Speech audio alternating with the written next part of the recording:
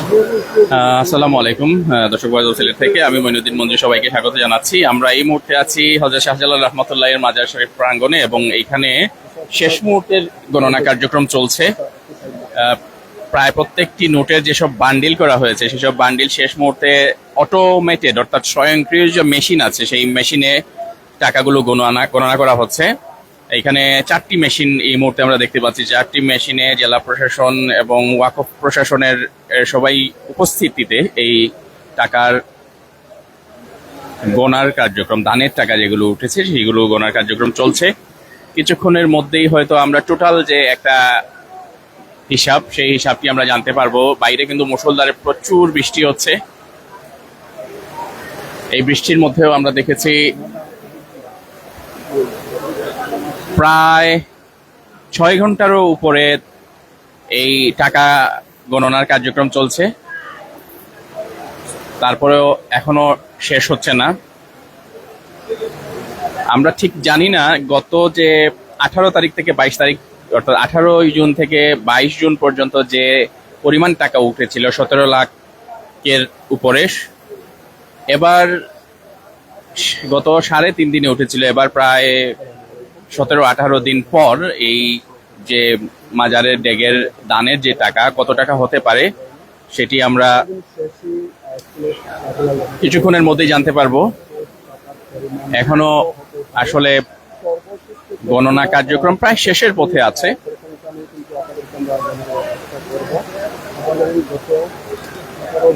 আপনারা জানেন যে আজকে সকালে আমরা দেখেছি সিলেট সিটি কর্পোরেশনের প্রশাসক আব্দুল কাইয়ুম চৌধুরী উপস্থিত ছিলেন।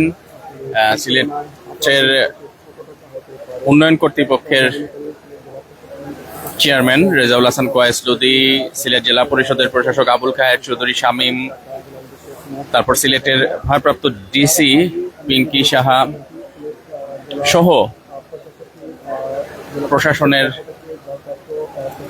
এবং ব্যবস্থাপনা কমিটির অনেক সদস্যদের উপস্থিতিতে ডেক থেকে টাকা সংগ্রহ করে বস্তায় ভরে তারপর প্রকাশ্যে এই টাকাগুলো গণনার কার্যক্রম শুরু হয় বেলা প্রায় 10:30টার দিকে। এবং এখন পর্যন্ত বাংলাদেশ সময় ঘড়িতে এখন 5টার উপরে বাজে, বিকেল 5টার উপরে হলেও এখন পর্যন্ত সেই টাকার গণনার কার্যক্রম এখনো শেষ হয়নি। তবে একদম শেষ পর্যায়ে আছে। ছোট নোটগুলো এখন কাউন্ট করা হচ্ছে স্বয়ংক্রিয় মেশিনের সাহায্যে। এখানে আপনারা জানেন যে একদিকে বৃষ্টি, অন্যদিকে গণনা কার্যক্রম দ্রুত গতিতে চলছে।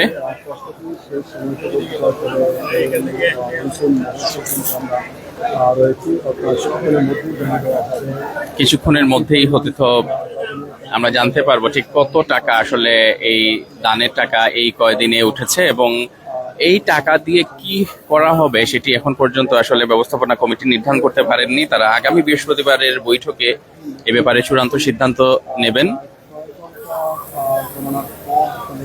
আপনাদের কি অভিমত? আপনারা কি চান? এই যে দানের যে টাকা এইখানে জমা হয় এই শাহজালাল রহমতুল্লাহের মাজারে প্রত্যেক বছর যে পরিমাণ টাকা জমা হবে সেই পরিমাণ টাকা কোন খাতে ব্যয় করা উচিত?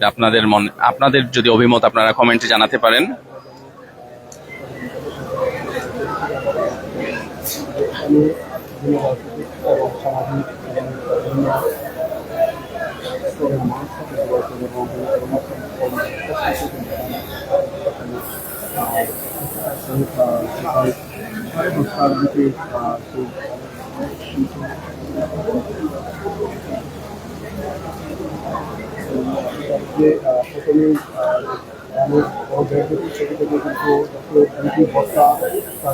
টোটাল 4 বস্তা ভর্তি টাকা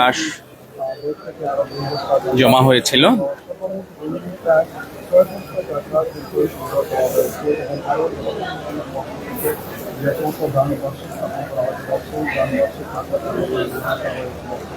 সর্বোপরি দেখা যাচ্ছে যে চাকরি মেশিনের মাধ্যমে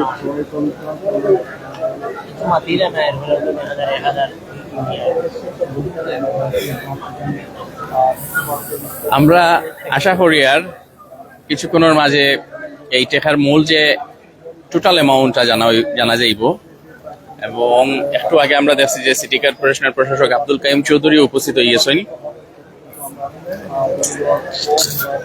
আরো অনেক নেতৃবৃন্দ উপস্থিত হয়েছেন। তারা সকলের উপস্থিতিতে এই শুধু টাকা নাই, আরো যেসব স্বর্ণালঙ্কার কিংবা বিদেশি যেসব মুদ্রা আছে ওগুলাও জানানি হইব। স্মৃতি রয়েছে, অসংখ্য তোমার স্মৃতি আজকে আমরা দেখেছিলাম। এদিকে সিলেটে চলছে টানা বৃষ্টি,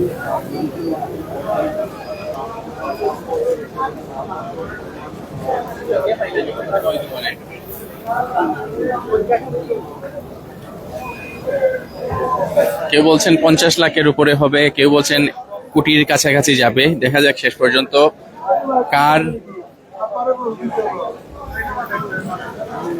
কার অনুমান সত্যি হয়।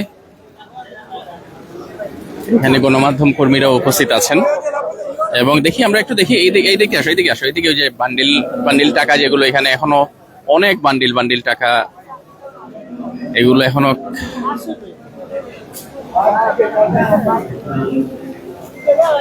এগুলা কাউন্ট হয়েছে না?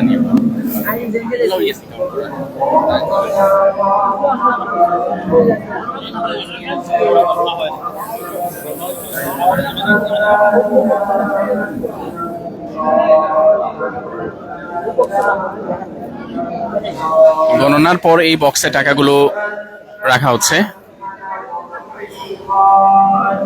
এখনো ছোট ছোট নোট যেগুলো, এগুলো অনেক বান্ডিল রয়ে গেছে আমরা দেখতে পাচ্ছি।